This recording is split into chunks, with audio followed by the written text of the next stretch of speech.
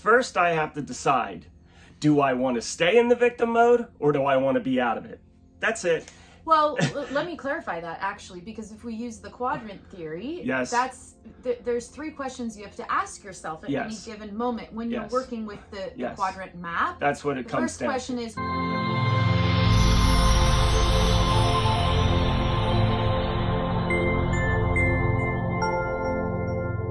hey guys, I just wanted to send you a friendly reminder before hopping into this week's episode that our September retreat is coming up. That's September 5th through the 9th in Taos, New Mexico. That is our next ketamine-assisted breathwork retreat. If you want to know more information, you can click on the link in the description. We did a free masterclass webinar on who our retreats are for, what you can expect after, and again, going over the 5 most asked questions. And I'll put the link to that in the description as well. It's an hour-long masterclass.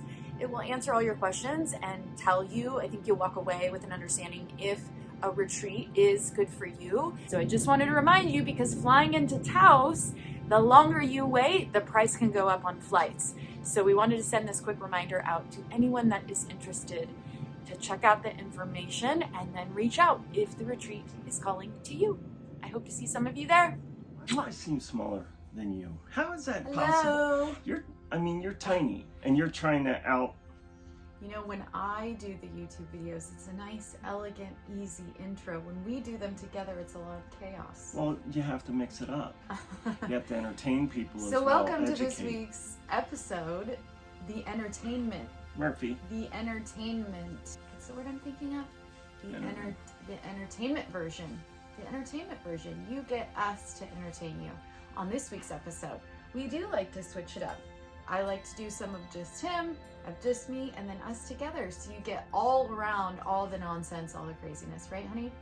And this week you also get a little bit of Murphy, because everybody loves Murphy except for one person. But everyone else besides that one person. No, that's not true anymore. Loves Murphy. That's not true. No? No, absolutely. She has definitely changed her tune. Okay, good. Oh yeah, 100%. Awesome. I can tell. Awesome. Okay, so we're diving into the meat of what this week's episode is about. He doesn't know. I know. I go But I on know. a need to know basis, and apparently I didn't need to know this. I kind of like it this way anyway. Yeah. So as you're gonna see, when we are educating on specific topics, we mostly are going to use our quadrant theory as a framework to help you understand, because that's what we teach, is our quadrant theory, and really can be applied to pretty much every area of your life that you're working through. Obviously, our content is going to be much more spiritually based, because that's what we live and teach and love. So, but it's always going to be through that lens of the quadrant theory, and I think this is a really perfect one for today, for what him and I have been going through just personally, but also because we've been listening to a lot of Abraham Hicks. Again, we kind of go through spurts, and so I think you have to do that kind of with everything. The topic for today is, how do I get better at not falling into a victim mindset when something appears to be happening to me? So I'll let you take the reins on this first, and then I'll follow up. How's that? Repeat that, please. I didn't get the end. How do I get better at not falling into a victim mindset when something appears to be happening to me? In other words, when something... Like now, Murphy pulling a chair over. Dude, hey, no, that's not here. Here's this. Murphy. He needs a suckle blankie. He's trying to pull him off the chair. This dog is funny. He's smart. He's adorable. He looks like a teddy bear. He is high maintenance when it comes to suckling. This boy, I don't know what it is, but it's a thing. Anyway, so maybe we should repeat that question again. How do I get better at not falling into a victim mindset when something appears to be happening to me? So something happens in your life. I'll tell you what I do. First thing I have to decide, and this is probably the biggest one, right? I think this is 90% of it, is first I have to decide, do I want to stay in the victim mode or do I want to be out of it? That's it. Well, let me clarify that actually, because if we use the quadrant theory, Yes. There's 3 questions you have to ask yourself at any given moment when you're working with the quadrant map. That's what it comes down to. The first question is, where am I on the map? What quadrant am I in? Right. And do I want to accept that I'm in it and stay in it, or do I want to choose to move out of it? So to bring that quadrant. Is that your answer then? That's the first step. Yeah, right? I know, I get it. Okay. 100%. Okay. I'm just saying. Yeah, I know. I just wanted to bring the quadrant theory in there. Of course. But, I mean, I have to first decide, and I think most of us have to do that. We have to decide, do we want to be in that energy of in that quadrant? being in a victim, right? Being in the number 2, being, poor me. This always happens to me. My brakes are bad, I have to get new ones. The mortgage payment's gonna be late, or, my partner isn't hearing me. Do we want to be in that and stay in that? Because that's what we'll ruminate on, right? He doesn't hear me, or she doesn't hear me, and I know when she comes home from work or he comes home from work, he's just gonna go do what he does and ignore me, even though it's not happening in the moment, right? So the first thing we have to do, and as I said, I think it's one of the hardest things, is we have to decide to either stay in that or get out of that. If our decision is to get out of that, right, it's kind of like the bracket, right? Mm-hmm. You have the decision, then it comes across yes or no. I want to stay in the second quadrant, or do I want to move out of the second quadrant? If you want to move out of it, it's simple. Then all you need to do is change your thought. Change the process. When your mind goes to immediately judging, she's going to, right away you got to catch yourself. And you got to be like, why did I do that? Not beat up on yourself, but this is just what I do. And then if I then will listen to music, go outside, work on something to change my mind over the subject at hand. What I'm doing in that moment, I'm moving into 3. I'm moving into a play mode. That helps me. Because I would think that's one of my dominant quadrant. Just so they know. I'm very dumb, huh? I said quadrant theory or quadrant 3, just so they know. When you say 3, they may not know what that means. Right. Well, quadrant 3 is playful. Being in nature, being in physical, but being at a higher elevation. But you're in physical. I love that. Quadrant 4 is just going out and being in meditation, being in the ethers. That's great, and I get a lot from that, but I'm a tactile person. I love to see things, touch things, feel things, and that's quadrant 3 for me. Yeah, it's play. So I'll listen to music, I'll go out into nature, I'll try to do something that I can start to get my flow in, like putting stuff together or building something or just doing some woodwork, something that starts to get me into the flow of that. Huge, because now I have completely forgotten about the situation that has brought me into that poor me, the quadrant 2, right? And now I'm in quadrant 3 and I'm doing great. And chances are when I'm at that, which we have been told so many times by so many different teachers, Abraham, Deepak Chopra, Dr. Joe Dispenza, Dr. Joe Dispenza, he's new. That's Joe Dispenza's brother, not John.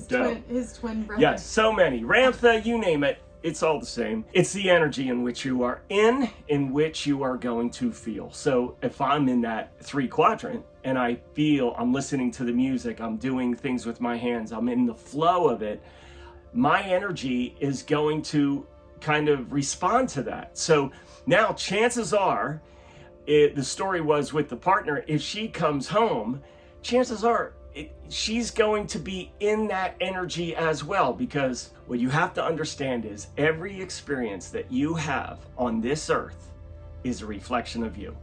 You are the one who is perceiving it. That's why I've always said it's all inside you, because it really is. It's your perception of the people around you, the environment around you, the music around you, all of that is based on your energetic level, your frequency. Higher frequency, better view. So back to the start of this, I believe the most important part is the choice. If you want to stay in number 2, it's okay. If you want to be the victim, that is okay, because it's only an experience, it's only a vibration. But it's when We get angry that we are in that victim mentality, that resistance of it.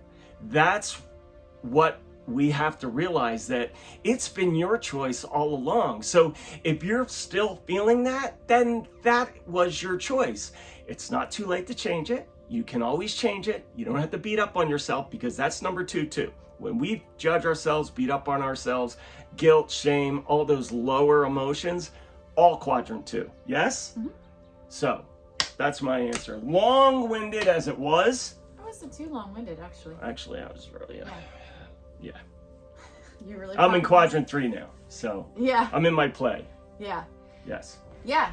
No, brilliant. So yeah, just as a brief background for those of you who we have another video on the channel that talks about our quadrant theory. You can go and watch that just to help give you a better understanding of what it is. But like he said, quadrant 2 is when we're in that victim mindset. And here's the other aspect to that. The left hemisphere of your brain's quadrant 1 and 2, that is the ego, that is the self, that is the personality, that's the identity, that's the human psyche. Quadrant 3 and 4, which is the right hemisphere, is the presence, it is the universal you, it is the real you. It's always in the present when you're in that side of the brain. When you're in the left side of the brain, you are never in the present. You're either in the future or in the past. And so when you're in a victim mindset, you're, like he said, you are in quadrant 2, you're in a lower state of emotion, so you're thinking of the I, like this is happening to me, poor me. And so in order, like he said, to switch out of that, you have to move towards the we, more towards one with everything. And so, you know, like he said brilliantly, what we have people do in our 12-week course is, first of all, they get really, really familiar with how they are in each quadrant, because it may be a little bit unique. His expression of quadrant 4 may be a little bit different than mine. His expression of quadrant 3 may be a little different than mine. There's going to be some basic commonalities because each of those quadrants are expressed in a certain way. But it's most important to learn your own unique expression of those quadrants. So once you have each of those down, like he said, you ask yourself, okay, what quadrant am I in? This is something you can ask yourself every morning. Because you're going to physically feel different, you're going to mentally feel different, your behaviors are going to feel different. All of those things are going to affect you depending on what quadrant is dominant in any given moment. So like he said, I'm going to ask myself, this happened to me yesterday. I knew I was in quadrant 2. I just was. And I had to ask myself, okay, do I trust the cycle and just allow myself to naturally flow out of it? If I stay out of the way, it will. But if I choose to resist it or try to move out of it, then sometimes that keeps me trapped in there. I do want to say that if you find yourself for a long period of time in quadrant 2 in the victim mindset, that's a different conversation than what we're having right now. The people that we are talking to are not people that tend to stay in a victim mindset. That's mostly who we're referring to. If you're in it all the time, this is a totally different conversation. There's some deeper things, some deeper work that needs to be done. But again, referring to people who, you know, get in it and then they're like, shit, I'm in this mindset. I don't know how to get out of it. And so also through this process, we have people come up with their own specific tools and techniques to move to a different quadrant. So for him, like he said, he goes out in nature. So if he's in 2, he's like, all right, I choose, I want to get out of it. I don't want to stay in this today. I need to go do the things that I know put me in quadrant 3, which is, like he said, it's play, it's present, it's playful, it's curious, it's adventurous. It wants to go explore and do things, but it's very present and it's very we oriented. So it wants to play with its friends. You know, when you're in quadrant 3, you're like, come play with me, come play with me. And so for him, that's a great way to get into quadrant 3. For me, it's being out in nature. Also for me, as we both know, going to theme parks is really good for me. Well, for me too. For quadrant 3. Going to theme parks, you just get in that, you can't help but get in that childlike play. But then, you know, you may want to go to 4, and that is for me meditation, sitting in front of my altar, listening to something spiritual. That usually immediately can get me out.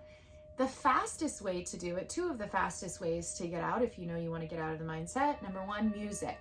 So music is an instant trigger. I mean, we were talking about this the other day, or maybe you weren't there. I was talking about it with the kids that like it's so crazy how as soon as you hear a song, you are like in that moment. Well, like the first time you heard that song. Yeah, but it's important though.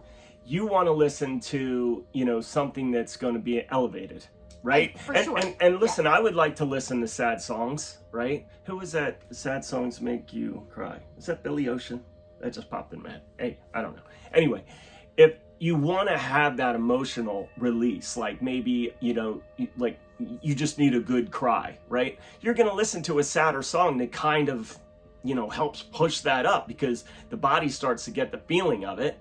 And then you can express that, and it is a clearing, right? When you have an emotional cry, it's a clearing. That's why people, do that. I just need a good cry. She does that. I just need to stay here and have a good cry. Well, it's good because it's getting the energy up and out. So, which we talk about all the time. So it is important to listen to something that maybe reminds you of an amazing time of your life. The summer of 2018 was the greatest summer of your life. You need to start listening to the music that you listened to during that time. Now, I have a secret. This is what I do. I love to ski. And when I'm skiing, I am obviously in a high vibrational state, very vibrational state because... Vibrational. This is my word. I am a vibrational. Did I say that or did you just say? No, you said vibrational. Well, you're welcome. Now you can walk around and say vibrational. So I'm in a vibrational state. So what I listen to in my headphones as I'm skiing is now going to be imprinted with the vibrational state. It is now a vibrational soundtrack. So this is what I do. I get 5 songs, sometimes 4, sometimes 2. And I will listen to those songs on a loop the whole time that I'm skiing. Now, this goes back to the choice, right? If I am in a lower vibrational state, low brational. No, I'll be a low brational. Is it brational or rational? Low brational, then I have the choice to get in a high vibrational, right? So I am massacring that. So anyway, I just listen to that high vibration music, that soundtrack, and immediately I can almost smell the snow. I can almost feel the wind. I can almost put myself in that place. Now, years and years and years ago, I was paralyzed. And my I'm a very simple person. My doctor says, you're going to be okay. So I'm like, okay. And I had a picture of on the wall of me skiing in Utah, Alta. And I would just stare at that picture and recreate the feeling of being there and hearing the sound of the people and how happy they were. There wasn't anybody arguing. They're in their paradise. That's what they want to do, right? So think of the high vibrational state that my memory is in. And suddenly I walked again. And I swear to you, I really do attribute that exercise for why I'm here today. Now, I could have had a different experience of the doctor saying, you may never survive this. And I could have died from it because I would have went down that route. So fear will rule you. That's going to be number 2. But also, higher vibration will rule you. It's your choice in which direction that you want to go. And that's why we say it's okay to be in 2. It's not like, oh, I'm in 2. I'm not good at this, because that's just adding to it. It's just simple. And I think people try to make it so complicated in this awakening process because it takes the pain for us to move out of it. It takes us to recognize the pain and the discomfort for us to do something different to move out of it. So there you go. Yeah, something we speak on a lot in the 12-week class is that no quadrant is any more important than the other. They are all equally important, and balance is the most important thing. So what you should or could do is have a playlist 2 to 5 songs for each quadrant. And that way, oh, hey, I want to go to quadrant 4. This is the song I play. So as I was saying, two of the biggest tools that you can use to switch quadrants and get out of that victim mindset, which is quadrant 2, music, and body movement. Action. body action. movement is going to be so Yes. huge, because changing your physical state, Yes. Tony Robbins talks about this all the time, is going to change your mental state the quickest. The quickest, fastest way, because your physiology is going to change. So it's going to change the chemicals that are going through your body, the neurotransmitters that are going through your brain. So you said that. I want to give an example of this. So people have probably heard Dr. Joe Dispenza, the week-long retreats he does. People go into meditation. There's a huge sense of community, because now everybody is vibrating the same. Everybody is kind of, coexisting together in a very coherent energy. It's extremely coherent there. So what happens is people go and do meditations, walking meditations, people that are in crutches, people that are in wheelchairs, people that have limited mobility, and suddenly they have mobility. Suddenly they can get up out of their wheelchair. Suddenly they don't need their crutches. And why is that? Because they're in a higher vibrational state. They've just moved in a higher vibrational state. And when they couldn't do it themselves, they just needed something to smack the needle on the record player. Those of you know what a record player is. But that is exactly what happens. They just needed that little bump in order to bring that energy in. Now they're in the energy, and they're coexisting, previous existing conditional state doesn't exist in that moment. So that's why they can get up and they can walk. So that's more evidence of exactly what she was saying. The job is to get in the vibration, in the energy, in the high, I'm going to lose it now, the high vibe. I don't know. I lost it. I'm gonna have to rewatch the video to get it again. So, there.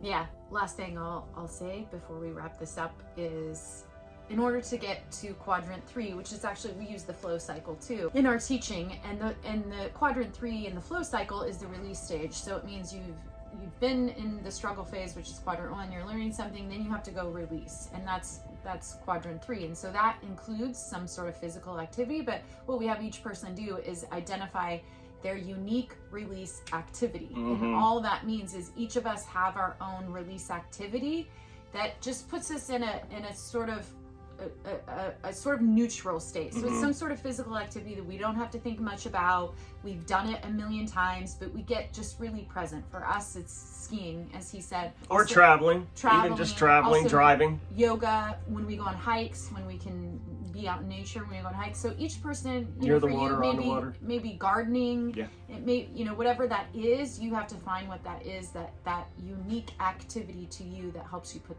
you in that release stage. And then release stage, if done properly, will lead you right into the flow stage, which is quadrant 4, which is connection. So you'll sort of, once you learn these, you sort of naturally can flow through these. And so that way, when you're in 2 in that victim mindset, you don't have to panic so much, because you go, okay, I can just trust the cycle, that my nervous system will automatically move out of this if I stop resisting. Yeah. So a couple things that I wanted to add, the doing parts, right? The steps of what to do. 1, the first thing is, when you wake up in the morning, this is a clean page. You just turn the page. It's a brand new page. Your first thought, or what you go first reach for to mull on, is going to dictate your day. So if you go right to politics, ain't going to be good. If you go right to watching news, ain't going to be good. You're going to be in a lower vibrational state, because those are lower vibrational activities. If you go and meditate and you listen to something positive, motivational, something, maybe somebody having a success in a certain thing, it's going to make you go into a positive state. We can choose the lower one, but wouldn't you much rather be in the positive one? And then you kind of stack new experiences, new thoughts, new momentums on top of that positive thought. So Tony Robbins talks about this, and Abraham talks a lot about this, is staying in that high vibrational state. Now, when you're in that high vibrational state, you are going to see high vibrational things. Things are just going to show up out of nowhere. You're going to be like, oh my God, 222. I was just thinking that. Or a dragonfly lands on your hand. That's because you are in that higher vibrational state. The opposite is true as well. The lower vibrational states, oh, I just found out my brakes are bad. Oh, I just found out that I'm getting audited. I just found out. If you are down here, you're going to see or experience or perceive all the things in front of you as being lower vibration, because lower vibration, guilt, shame, fear. Guilt, shame, fear, and lack. Big ones, the big four. Guilt, fear, lack, shame. I test her to see if she can follow along. So that's a big one. 2, know what your dominant quadrant is. If you know I'm a dominant 2, then you got some work to do. You have to stay extra vigilant. Yeah. This is why it's so helpful with people that go through the course, because we can actually it's kind of like we do a general reading, horoscope reading, but then when you actually get in front of this person, you can do a personal reading, because now we know, oh, you're quadrant 2. So this is really simple. This is what you need to focus on. And it basically becomes a mind diet. This is what I need to focus on. If I want to be playful, I got to go be playful. This is how I can be playful. This is what I need to consume. I need to consume music. I need to consume nature. I got to get in my heart. That's what I got to do. So now we know the roadmap. So 2 is really important to know, all of this is to know, you're dominant, and you can figure that out pretty simply. 3 is honestly to take the action. We are so sedentary. We don't want to move. We get comfortable in the place that we are. I'm in the mud. Maybe I should just stay in the mud. Sometimes it feels good to be in the mud. Other times you need to break out of it. So maybe even get neutral and then decide. So what do I mean by getting neutral? If you're in a lower state, yes, you don't have to go right to high vibrational state. Get neutral, just like in a car. If I'm in reverse and then I stop the car and then I hit the accelerator again and it's still in reverse, I'm just going to go backwards faster, right? So I need to get in neutral. So now I have a choice. Do I go forward? Do I go in reverse? So those are the steps to help you on a day-by-day basis, moment-to-moment basis, how to get out of a low vibrational state into a high vibrational state, or more importantly, to equalize your quadrants. 4 tanks. Quadrant 1, quadrant 2, quadrant 3, quadrant 4. You decide in which you want to be day by day. You raise all the levels so they're equal, then you're just all of it, all at the same time. Should I add something more? So I don't know about that. Word? You can absolutely have the last word, honey. I'm absolutely. Jokes. So yes, that's it. That's a wrap for how do I get out of a victim mindset. If you want to learn more about the 12-week quadrant theory program that we do, you can look into the description. There'll be a link to a webinar that Scott and I did, and it gives details as to what the quadrant theory is, what we teach in the 12-week program, what you can expect, what you may be struggling with now, and what you can expect, what results you can expect after the 12 weeks together. So go ahead and take a listen to that. We also have another video that I'll put right here that talks about the quadrant theory. And always remember, if there's a topic that would be helpful to you, comment in the section below. Let us know, hey, I'm struggling with this. This is what I need help on. Yeah. And we would love to offer some. And put down in the comments what quadrant you are. Yeah. Because that is really helpful when you can actually write it out, type it out. Yeah. I'm a quadrant 3er and I get stuck there. I get stuck in play. I'm a quadrant 4 and I have a really hard time with my finances, because that's quadrant 1, right? So quadrant 4, I'm really having a hard time with finances. It's really important when you can label yourself of what you're quadrant heavy in, then it really helps to understand what road and how to take this information that we give you and actually utilize it into your world. So put down below, what quadrant are you? Yeah. I am a quadrant 3 and I am proud. Now, I will say, I go to quadrant 1 and I can be more quadrant 1 than 3. I can also go to quadrant 2 and be more quadrant 2. I can also go to quadrant 4 and be more quadrant 4. I'm equal quadrant, but I am in the moment heavy on one of them, which I think we all do that. For sure. So it's about regulating. It's about regulating, going through the cycles and allowing the cycles to naturally occur without, like I said, resistance. And again, that's the crux of what we teach in the 12 weeks is really what the flow cycle is, how we use that with the quadrant theory, the 4 levels of consciousness we use astrology, we use all of these things to help you figure out your dominant quadrant, as he said, assigned to your astrology, what sign you're under, and then being able to navigate it. So that is a wrap, 28 minutes long. I'm not saying another word.